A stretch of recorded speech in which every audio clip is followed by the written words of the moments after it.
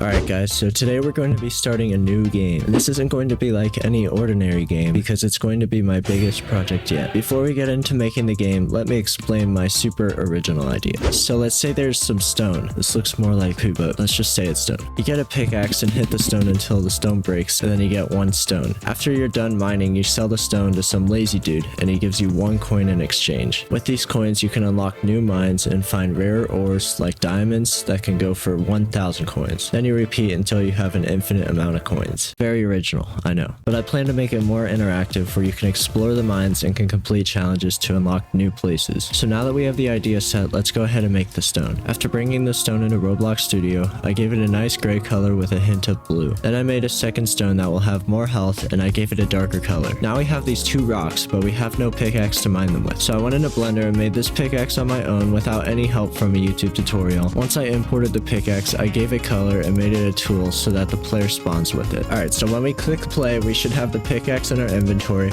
and when we click it, we should equip it. Well, that's not what I had in mind. Now my avatar is dancing without me even pressing anything. Okay, I think I found the problem, and now when we equip it, we can actually move around with it in our hand. Next, I added in an animation for swinging the pickaxe. Please note this is my first time making a swinging animation, and I approve it later in this video. Alright, so it should detect when we click and activate the animation. For some reason, when the animation plays, the movements are so much smaller than I made them. Also, it looks really stupid when I click while walking because I animated the legs. After a longer time that I'd like to admit, we finally have this working mining animation, and I changed the idle animation to holding the pickaxe over your shoulder. Next, I added in stats for your level, cash, and damage per click. In order to make it so that you can actually mine the stone, I had to create a script that detects what part you are clicking, and as you can see, whatever I click is printed in the output. Every time I click on one of the stones, our cash goes up by 5, and the stone breaks after its health hits 0. In order to make it more clear how much cash you are gaining, I created this text above the stone that will appear every time you mine it. And with just a little bit of scripting, we have a floating indicator showing that you're dealing damage to the stone. I spent so much time figuring all of this out, but it's already starting to come along pretty well. Now that the mining system is working, I made another stat for the amount of stone in your inventory. Every time we click, the stone value is updated, although it is not shown in the leader stats tab. But the player isn't going to be able to see their amount of stone through the output tab, so it's time to start adding in some UI. My plan is to just have all of the stats along the left side of the screen like this. To make the icon for the stone, I opened up Photopea, which is pretty much a free version of Photoshop with less features, of course. I quickly figured out I wasn't the best at making icons, so I just took a picture from Google and filled it in with colors. So here's what our stone UI looks like now, and I'm pretty happy with how it turned out. Next, I did some scripting to make it so that the text on the UI displays the stone value. Now we could technically have a complete mining system if you don't include selling the ores for cash. One more touch I wanted to add to the stone UI was to make it so that it grows for a split second when you gain stone to add a bit more movement to the game. While the UI is growing, but not exactly the way that I imagined. I think I might have messed something up. After a simple fix, we have a nice little animation so that the UI doesn't feel frozen on the screen. Since I spent so much time scripting, I wanted to start working more on the building side of things, so I started with the entrance to the mine. I came up with this design for the ground, but I'm not too sure if I want to go for a blocky style. So I tried circles next, and that just looked awful as well. Instead of getting the ground figured out, I just went into Blender and started working on the entrance that you will walk through to access the mine. Okay, so now that we finished the mine entrance, I imported it and gave it color just like every other mesh this far, and I added some text to the top of it to let the player know where they're going. I thought it looked a little goofy with the entrance when you could easily walk around it,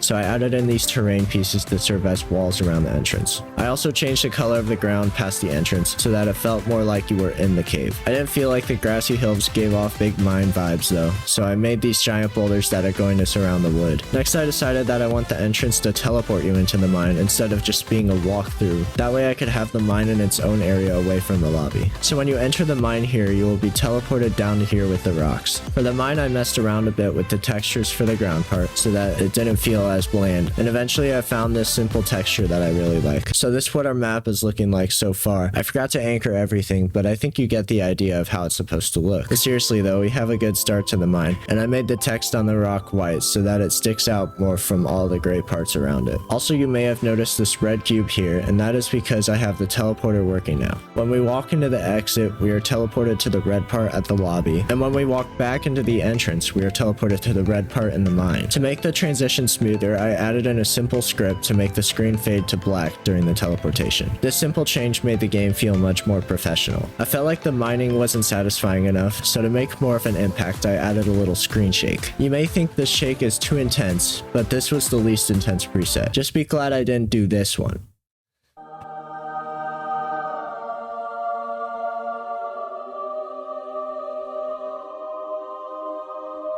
The first thing I noticed when adding a roof to the mine is how dark it's going to be. So I started working on some torches in Blender, but big surprise, I suck at Blender, so I used a picture as a reference and came up with this. After importing it into Roblox Studio, I gave it a color, and then I added a particle emitter to the fire. The only problem that we have now is that fire doesn't really float to the side. For the fire particles, I made this simple hexagon image in Photopea and just changed that to the image of a particle. And now with the power of editing, we have this beautiful gradient that looks like actual fire. But we still have an issue because the fire doesn't make light on its own, so we need to add in a light part, which I just took from the toolbox because I'm lazy. Adding torches to each side of the map really helps to add color and movement to this sort of boring map because it's hard to make a cave really pop out with colors. After I finished the torches, I made a small change to the stones. Just let me change the material and it will all make sense. I think having this outline will help to make it clear to the player what they can and can't mine, since it's literally glowing for them. I also just think it looks better, but that might just be me.